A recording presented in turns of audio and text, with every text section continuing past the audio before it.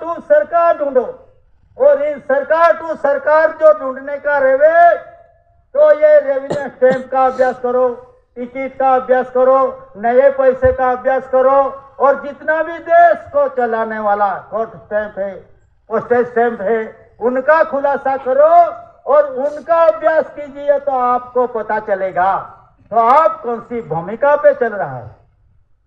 तो इसीलिए ये भूमिका ढूंढने के लिए ये परसेप्टिबल एविडेंस तो रखा है, और दादा ने भी खुलासा किया है देश और देश के कंपैरिजन के साथ।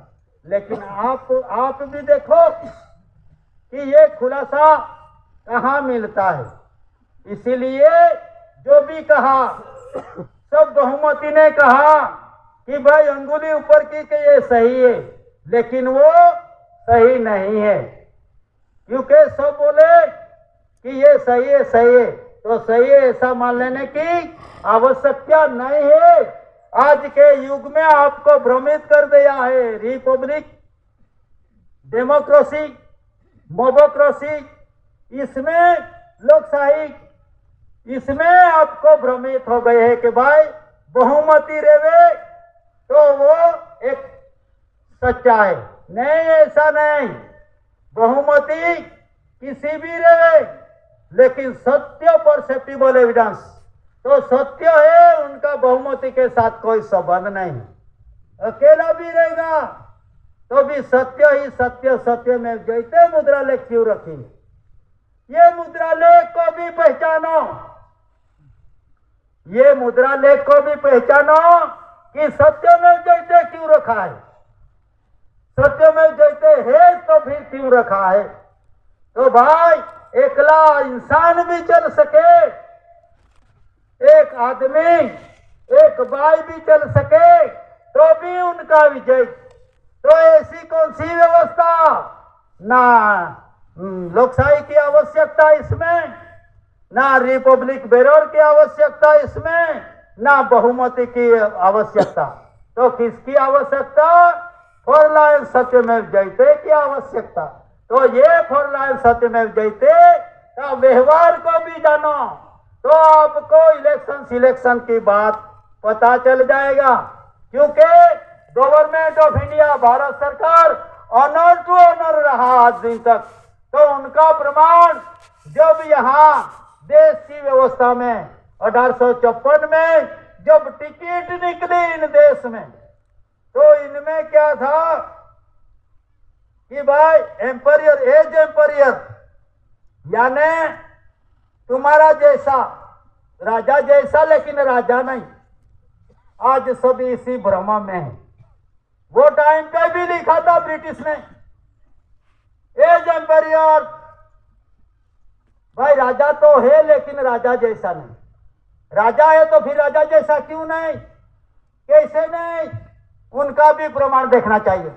तो इसीलिए यहां एक परसेप्टिबल एविडेंस निकला, और वो 1854 की साल में प्रथम इन देश में जो टिकट निकली, वो टाइम पे सब बोलते थे शहंशाह का राज, ब्रिटिशरों का राज और शासर राजा रजवाड़ा का राज। तो किसका राज था? फिर भी आज की घड़ी में जो भ्रमित है, ये भ्रम को तोड़ने के लिए 1854 में जब टिकट निकली, तो वो टिकट किसका नाम से निकली? गवर्नमेंट ऑफ इंडिया, भारत सरकार के नाम से निकली। और गवर्नमेंट ऑफ इंडिया भारत सरकार के नाम से निकली तो सब अचंभे में पड़ गए। आज की घड़ी में सब आप मानते हो ना, रिपब्लिक है, लोकशाही है, केंद्र सरकार है, लेकिन जो व्यवस्था है एक कुदरती व्यवस्था और एक कुतरी व्यवस्था। तो आप जो बना है, आपकी उपस्थिति हुई है, आपका निर्माण हुआ है, वो जुडिशल से नहीं हुआ।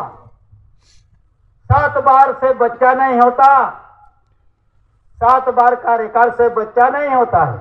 वो तो 8 साल का, 8-16 का हिसाब देखो, तो इन हिसाब में आपको नॉन जुडिशल का दर्शन होता है। इन नॉन जुडिशल के अधीन जो भी विश्व का जो व्यवहार है, वो व्यवहार इसी तरह वहां आज की घड़ी में उपस्थित है। 700 राजा रजवाड़े थे, वो खालसा धरा लगा, लेकिन किसको लगा? राजा को लगा। Natural revenue of the community को कैसा नहीं लगा? क्यों नहीं लगा? तो इसीलिए 700 राजा रजवाड़ा को खालसा धारा लगा, क्योंकि राजा था और रानी थी। वो तो natural revenue of the community है, भाई और पुरुष, तो उनको खालसा नहीं लगा। तो उनका व्यवहार जब से सृष्टि का सर्जन हुआ तब से गवर्नमेंट ऑफ इंडिया, भारत सरकार टू भारत सरकार, आत्मिक आध्यात्मिक भंडारण और जीवों का जीवन उत्पत्ति ये चलती रही आज दिन तक। लेकिन वर्षाई में एक ही पुरुष आया और ये पुरुष ऐसी भारत सरकार, ऐसी कुंवर केसरी दादा, ये समाज ने भी नहीं पहचाना, देश के तज्ञों में ने भी नहीं पहचाना, लेकिन विश्व की व्यवस्था, पेंसी व्यवस्था, तो ऐसी एक व्यवस्था है क्या जहां राष्ट्रसंघ, कॉमनवेल्थ, सामान्य में सामान्य आदमी भी पैसे टके से सुख समृद्धि प्राप्त हो सके, ऐसी जो परिस्थिति, ऐसी जो व्यवस्था है, इन व्यवस्था का मेंबर 142 डेलीगेट्स और 64 धड़ी राष्ट्र ने ये डिक्लेरेशन किया है, प्रसिद्धि की है। तो ये नो ऑब्जेक्शन में है, ना जुडिशल का ऑब्जेक्शन और ना साधु संतों का ऑब्जेक्शन, क्योंकि non judicial means non judicial. तो इसीलिए जो भी जो व्यवस्था रखी गई है वो कुदरती व्यवस्था है, और कुदरती व्यवस्था में जो भी आप आए हैं और आप आए हैं तो कुदरती व्यवस्था की तहत आपका भी जीवन जियो। नहीं तो कानून क्या चीज है? कानून तो मनुष्य ने बनाया है, लेकिन आप कुदरती तहत, देश का रूलिंग की तहत आपका जीवन गुजारिश करो तो किसकी कलम लगेगी नहीं। ये देही निर्मल रचना और पवित्र देही लेकर कुदरत ने बाप की बगीचा में बाप का दर्शन के लिए अपन को यहां भेजा है। तो इसीलिए व्यवहार, त्यौहार, संस्कार और संस्कृति उनका जतन करके रहो। नहीं तो सुप्रीम कोर्ट ने भी लिखा है कि भाई कोई भी व्यवहार आदिवासी का अत्याचार करे फिर भी वो आदिवासी बन नहीं सकता। कौन? आदिवासी के अलावा 7, 9, 14 लैंग्वेजेस भाषा वाले कैलेंडरी प्रजा, वो कोई भी धोती पहरे, अपनी बोली बोले कि कुछ भी करे, लेकिन सुप्रीम कोर्ट तो बोलता है कि वो कोई भी अंगीकार करे फिर भी वो आदिवासी बन नहीं सकता। और एक में दिया है कि आदिवासी कोई भी रिलीजन, कोई भी धर्म पाड़े अत्याचार करे फिर भी आदिवासी मिट नहीं सकता। तो ये कैसी विडंबना, ना आपका अक्षर, ना आपकी बाराखड़ी, ना आपकी तारीख, ना तिथि, व्यंजन, फिर भी ये व्यवस्था किसने रखी, कैसे रखी, और आज यहाँ अपन स्वतंत्र हिसाब से बैठे। तो ये व्यवस्था का अधिकारी को पहचानो, और ये व्यवस्था का अधिकारी कौन है? ऑनर ऑफ इंडिया और गवर्नमेंट ऑफ इंडिया। इसमें 5 वीटो पावर, तो 5 वीटो पावर की व्यवस्था में वहां भी सत्य का ही पुजारी बन गए। कैसे कि भाई 4 देश एक ठहराव लेने का है, तो 4 देश अभी ठहराव लेने का है भारत देश को सुरक्षित देश में रखने की होड़ में, लेकिन वो सुरक्षित रखकर फिर वीजा उसको करने का, कैसा वीसा टाइट करने के लिए। तो उसमें एक ठहराव लिया 5 राष्ट्रों ने, तो 4 राष्ट्र एक साइड पे और एक ही राष्ट्र बोलता है, एक राष्ट्र बोलता है कि नहीं फिर भी वो चारों का ठहराव बहुमति नष्ट हो सकती है। इसमें कौन सा? Veto power. तो वीटो पावर का देश में लंदन, अमेरिका, रसिया, फ्रांस और चाइना। तो ये भी दही पे भी मिलता है। ये सभी बात दही पे भी मिलता है। दही के साथ कंपैरिजन भी करके देखो तो वो भी यहाँ दही पे ही मिलेगा। तो ऐसी परिस्थिति है। इन ऐसी परिस्थिति में रसिया यानी ये पेट को दिखाया है। रसिया में कितने राष्ट्र थे? बहुत राष्ट्र, सोवियत संघ बोलते थे। तो ये सोवियत संघ की, और चाइना यानी ऊपर अपने हिमालय है ना, ऊपर की साइड में चाइना, फ्रांस यानी पसला भाग, अमेरिका यानी स्त्रीलिंग, लंदन, इंग्लैंड यानी पुरुष लिंग। तो ये सभी ऐसे ज नहीं बना दिया शरीर कंपैरिजन के साथ, ये आध्यात्मिक रूप में निर्मित हुआ है। इसीलिए ये भ्रम में आप हो कि भाई एक साइड पे सत्ता दिखती है आपको, एक साइड पे बिना सत्ता वाले दिखते हैं, लेकिन सत्ता किसकी? टिकट, जनरल स्टैंप, नया पैसे, उनकी सत्ता चल रही है। क्योंकि उनके अलावा देश का व्यवहार नहीं चलता। जनरल स्टैंप के भी अलावा देश का व्यवहार नहीं चलता। टिकट के अलावा देश का व्यवहार नहीं चलता। करेंसी के अलावा देश का व्यवहार नहीं चलता। तो ये सत्ता किसकी? तो उनकी सत्ता। और उनकी सत्ता में वोटर लेटर में देखो, पानी का लिखन में देखो तो क्या निकलेगा? गवर्नमेंट ऑफ इंडिया, भारत सरकार। तो सत्ता किसकी? गवर्नमेंट ऑफ इंडिया, भारत सरकार की निकलती है। तो उनका परसेप्टिबल एविडेंस का अभ्यास कीजिए, और इन परसेप्टिबल एविडेंस में जो भी रखा है तो वो water letter, voter set, voter mark, water lily. तो वोटर लेटर, सभी जीवों को पानी की आवश्यकता पड़ती है।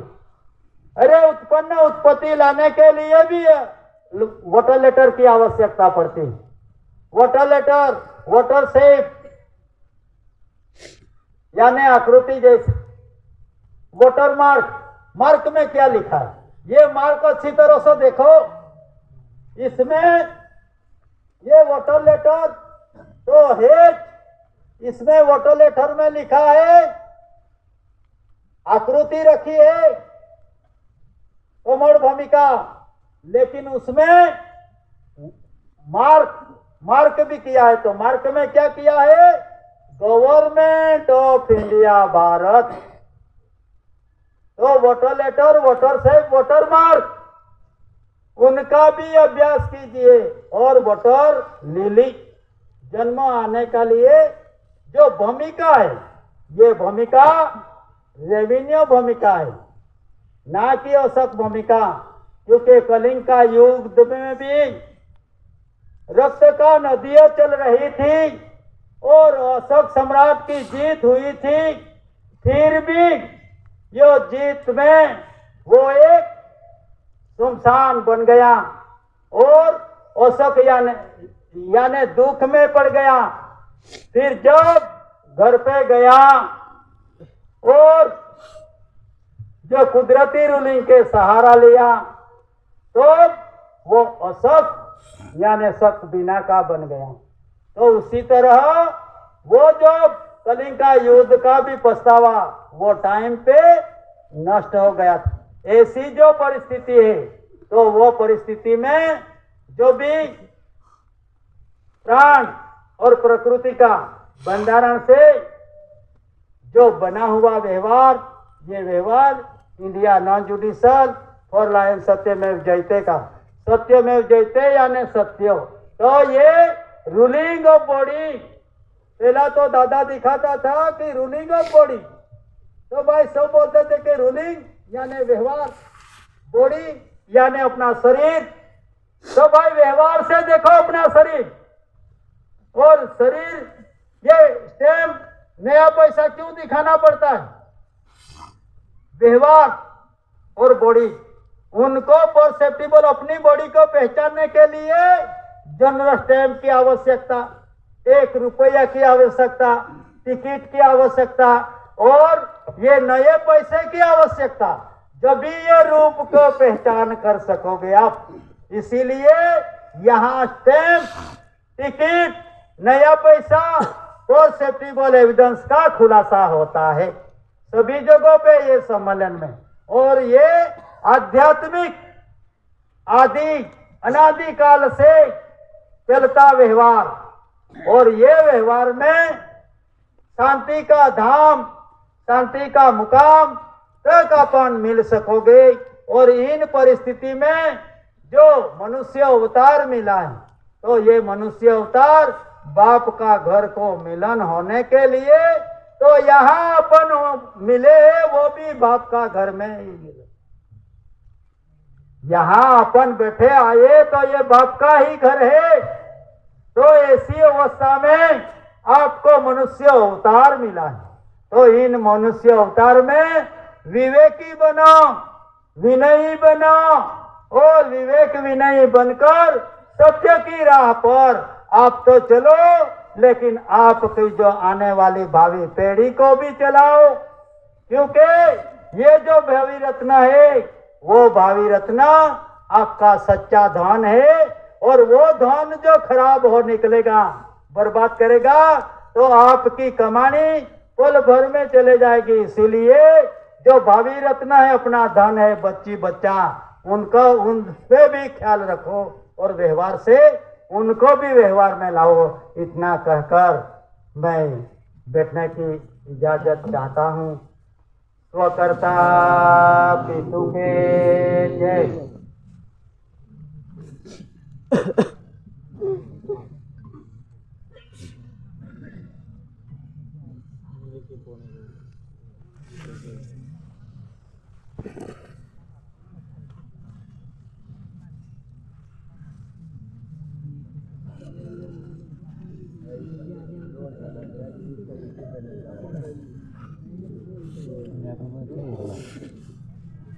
Kan kan